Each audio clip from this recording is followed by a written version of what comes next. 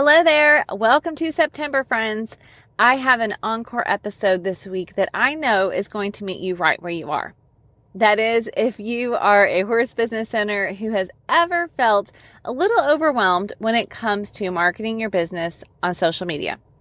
Now, as I said, this is an encore episode. It is something I shared towards the beginning of the podcast because it really has nothing to do with tips and tricks and hacks. It really is all about your strategy and about giving you some practical ways that you can get a strategy in place so that your social media works well for you in your business. And I'm saying that intentionally because it's not going to be the same for everyone. Sure, there are some things that will work for everybody, but that doesn't mean you need to do it right now or that it fits where you are in your season of life or your season of business. So I want to throw it back this episode because I know that I hear from so many of you that social media is a place where you feel stuck or you feel overwhelmed with the things you feel like you should be doing. So get your notebook handy or head over to the show notes for this episode, which will be stormlily.com/92, or you will hear inside of the episode, I will point you to /6 for episode 6 as well. I told you it's a throwback. So you can go to stormlily.com/92 to get my highlights there and get these 3 tips or strategies that are really going to help get rid of that overwhelmed feeling when it comes to social media and help you instead to feel confident that you are doing what you're supposed to be doing for your business.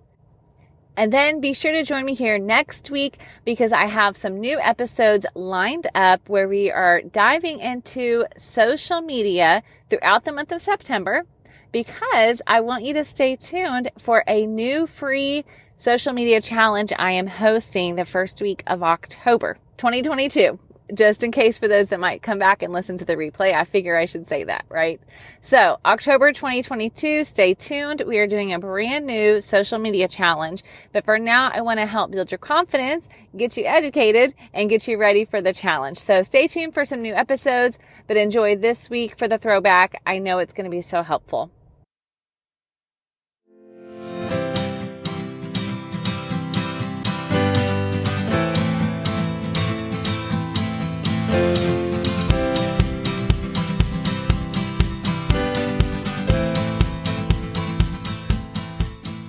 Hi there. Welcome to How to Market Your Horse Business with Denise Alvarez. I am so glad you're here today. Now, really quick, in case you're a note taker and you're afraid to listen because you don't have a place to write down what we might talk about, I've got you covered. I'm going to summarize what we talk about on every episode here on the podcast, and I call those our show notes. You can find those over on my website whenever you want. You'll just go to stormlilymarketing.com/6 for today's episode, but basically it's whatever episode number we're on, just to make it easy for all of us. Now, in case we're new friends, I really am so glad you're here. And by now you've probably guessed, my name is Denise Alvarez. Through my business, Storm Lily Marketing, I help horse business owners like yourself create and implement an effective website marketing strategy. I'm here to help you build a sustainable horse business so you can be out in the barn doing more of what you love to do. And I know that not everyone loves marketing. You might even be here listening to this podcast a little bit grudgingly because you're not sure of it yourself. And that's why I use a mix of step-by-step strategies and basic how-tos to help you not only see what's possible for your business when you choose to market, but I also am going to guide you through the process so you can make it happen. And today we're talking about social media, specifically social media overwhelm and how you can defeat it. I'm going to share with you 3 doable steps that you can take to overcome that overwhelmed feeling and feel confident with a plan in place for your social media. Now, we can all identify with a feeling of overwhelm, I'm sure, whether it's related to something in your business or even just life in general. We've all been there. And I don't know if you have any kids, but I know that my 7-year-old son, when he's been playing in his room really well, AKA it's a total mess, and I tell him, hey, just go in and clean your room up a little bit before we go, then he's literally frozen with basically an overwhelmed feeling. He looks around the room and just cannot figure out where to start. So guess what he does? He actually just starts playing instead, and not surprisingly, he doesn't get much accomplished in the way of cleaning up that room. He's paralyzed though, because he cannot figure out what his first step should be. And I'm sure you can relate to that, whether it's your tack room or your barn or the storage room in your horse trailer, or maybe it is your own bedroom too. I'm sure you've walked into one of those places, taken a look around and thought, I need to clean up here, but I just don't know where I'm going to start. So I'm going to take a ride and I'm going to deal with it another day. Am I right? We've all been at a place where we know we need to do something, but we just can't figure out what our next step should be. For many business owners, that's how they feel about social media. They know that it's a place where lots of people are. There's no denying it. And it's a place where they're going to connect with the people that need or want what they have to offer. However, just saying, I know I need to get on Facebook doesn't actually make it happen. And it actually doesn't make it easier when you have no plan. So what I have learned to do with my son is to give him some very specific projects to go and get started with. Honestly, because it's just the way that I think. I got my computer out and made him a bedroom cleaning checklist complete with pictures to show him where to get started. So I have a little checkbox there. First, start with your Legos. And if you have kids, again, you know how those Legos can easily get scattered every which way. So I have him start with those first because it makes the biggest impact on the room. Then he moves on to clothes that have somehow made their way onto the floor. And then trucks, you get the idea. Obviously, I build in a break there because I understand he's just 7 years old. So if I tell him, okay, get these certain number of things done, then you can take a break and come back to it. Well, that's what we're going to do today to help you get a plan in place for your social media. Whether you're wanting to be more intentional with your Facebook page or your Instagram profile or your YouTube videos, these 3 things are going to really help you defeat that feeling of overwhelm and instead have a plan that you can simply implement. Okay, are you ready to get started? Here we go. First of all, I want you to determine where your audience is. I'm going to assume that you don't yet know where you want to get started, which social media channel is right for you. So your very first step is going to be to determine where are the people that you want to connect with actually hanging out online. You know, those people that are what we call your ideal or right customers. Are they on Facebook? I know that's often our first place to go to, and that's certainly true, but that may not be the case for every business. It depends on who you're trying to serve. Maybe they're on Instagram. Maybe you need an approach that serves both. And how do you determine where they are? Well, the easiest way is to actually talk to your right customers. Find a few people that are the ones that you want to serve, or maybe it's your current clients. Ask them where they're hanging out on social media. Ask them if there are any certain Facebook pages or Instagram profiles that they like to watch or follow, or where they spend their time when they're hanging out on their phone and sitting on social media. What's their go-to? Just ask a few questions and you're going to get a feel for it. And honestly, my guess is that you inherently know because you've already done some of the legwork to get a feel for who you want to serve in your business. Now, if you decide they're in more than one place, but you know you only have the bandwidth to do one right now, then please do not feel pressured to do all the things. Know that it's okay to start with one, do it really well, and then move on to the other one. That's much better than opening 3 different profiles and then only posting to them once a month because you feel so overwhelmed because you've got 3 profiles to keep up with. Now, of course, you can actually publish to Instagram, and there's a little box there that you can select that's going to send that same post to Facebook on your page if you so choose. And that's definitely one way to do it if you're wanting to do both of those channels.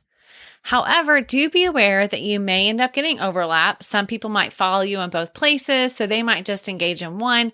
And so that might affect your engagement, which we'll talk about later on exactly what that is, so don't worry.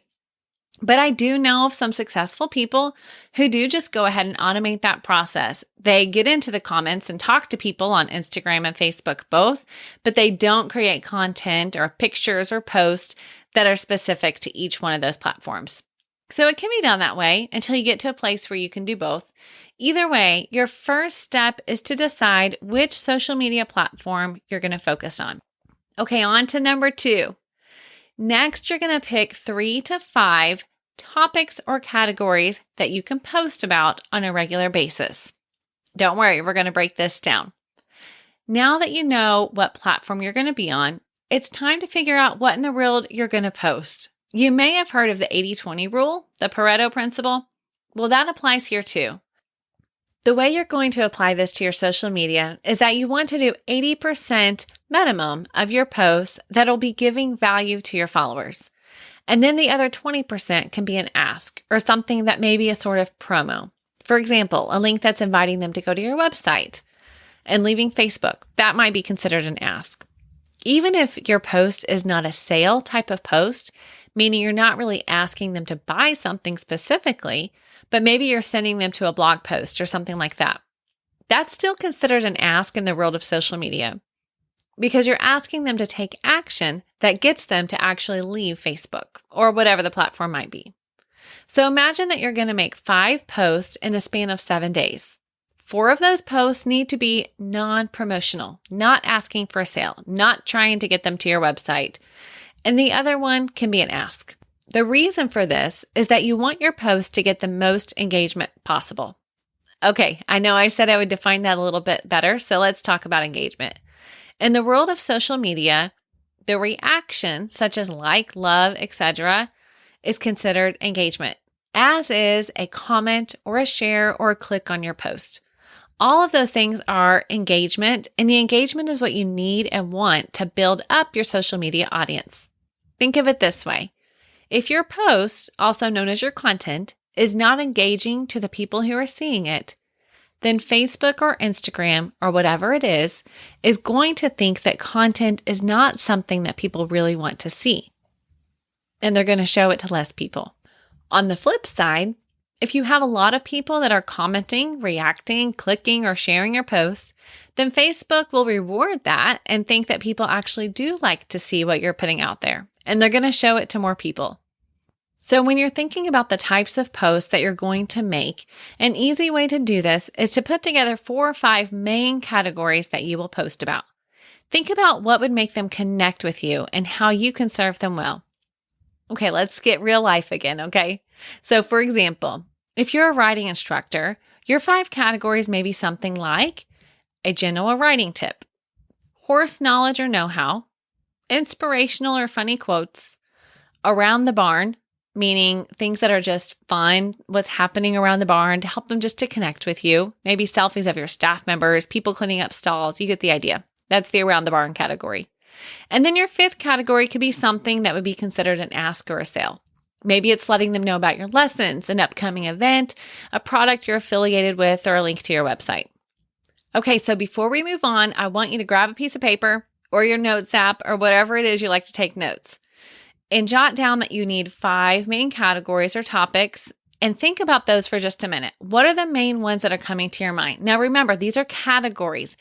You're not writing down specific post ideas, which obviously if an idea strikes, you write it down. But essentially, you're just wanting the overarching category that you're going to post about on a regular basis. Do this now while it's fresh on your mind because I promise that's the best time to do it.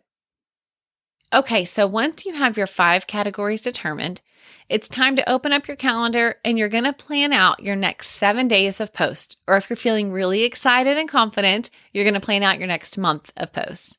This is called batching, and it is guaranteed to take away that overwhelmed feeling. Because once you knock this out and then start to put a system together for it, you only have to do it once a week, or maybe once a month even if you get really good at it. So get out your piece of paper and get ready because we're going to calendar your post next. Okay, we're on to step number 3. It's time to get out your calendar because you are going to schedule some time, even if it's 30 minutes, to schedule out your post for the week on your Facebook page or your Instagram profile or whatever it might be. Again, doing this is going to save you so much headache because you're not going to be sitting at the computer or sitting on your phone each night trying to figure out what in the world you're going to post that night or the next day. Instead, let's get you a plan in place with these topics that you've already created, and then you're going to be able to sit down and know exactly what you're doing each day. It's going to get easier, I promise. So get your blank sheet of paper or your blank Google Doc, however you like to work. And at the top, you're just going to write each day of the week. Or If you're only going to post 3 days out of the week, write those 3 days. Now, on your other sheet of paper, look at your post categories that you have already written down and pick what day of the week you're going to do each one. So, for example, if you're going to do a horsemanship tip every week or a horse care tip, maybe you're a vet. Okay, let's take it that way. If you're a vet, then every Tuesday you're going to post something. Of course, I'm assuming you're an equine vet in this case. All right. So on Tuesday, you're going to post something about horse care, just a quick tip, something that they can do at home, something about nutrients, something about feed, something about horse care. Okay. So that's going to be every Tuesday. So you already know every Tuesday what your topic's going to be. Okay. You're going to do the same thing for the other days of the week that you're posting. Take your categories and write them down. And this is going to guide you every time you sit down to write your post. So you're not starting from scratch trying to figure out what in the world you're going to do. Now, I want you to go ahead and schedule out your post for each day when you do this. The beautiful thing is on Facebook, they actually have something called a publishing tool. It's not that hard, I promise. On your pages, you can get there. If you need to Google it, go for it. And you can schedule your post ahead of time. So you can go in there. If you have an image, you can upload that image. You can write in your post text, and then you can schedule it. Consider it done. Now, if you're using Instagram, unless you're wanting to pay for a third-party planner, you probably just need to type up your information in the notes on your phone and get your picture ready. And when the time comes, you can just do a copy and paste. So again, you're not having to sit there and type it inside of the app. You're already ready. Copy and paste that in there, and you're good to go. Now, obviously, you can be as techy here or as simple with this as you'd like to be. And I'm sharing it in such a way that you're not required to do all the tech. So keep that in mind and just do what is most comfortable for you. Okay? All right. So we've got our 3 steps. Okay. Let's do a quick review. First of all, I want you to figure out where the people are that you're going to serve on social media. Pick out your platform. Number 2, pick 3 to 5 topics and categories I'm using interchangeably that you're going to post about on a regular basis. That's going to guide you every time you sit down to write a post. Step number 3, I want you to get a time on your calendar every week that you're going to schedule out your post for the week. Okay, then you can knock it out and consider it done. You're not having to do it every day. You're not having to go, oh, what am I going to do about tomorrow? Now, obviously, you can get more advanced than this. And this is my very simple approach for you to just get done what needs to be done. So yes, there are things like Facebook stories. There are things like Facebook Lives, and there's more to it. But this is, if you're feeling overwhelmed and you just don't know where to start, this is where you start. You simplify, you make a process, and you go implement it. Okay? So I know you can do this. All right, that's all I've got for you today. Remember, head over to stormlilymarketing.com/6 for episode number 6 to get a summary of what we talked about here on the podcast. And as always, if you have any questions for me, things that you'd like me to answer here on the podcast, or someone you think would be great to interview in a future episode, I would love to hear from you, and you can use that contact button on my website to get in touch. And of course, if this is your first episode, I want to make sure you know that you can get notified when new episodes are available. Just click subscribe on your favorite podcast listening app, whether that's an Apple Podcast, Spotify, or any of the other ones out there. Google, of course, too. You can also get on my email list, and I'll send you a quick note each week to let you know a new episode is up. And of course, that's at my website, stormlilymarketing.com. If you'll click on the podcast page, you'll see a place there where you can sign up for podcast updates. Okay, that is all for today. I thank you so much for joining me here, and I look forward to seeing you next time. Have a great week.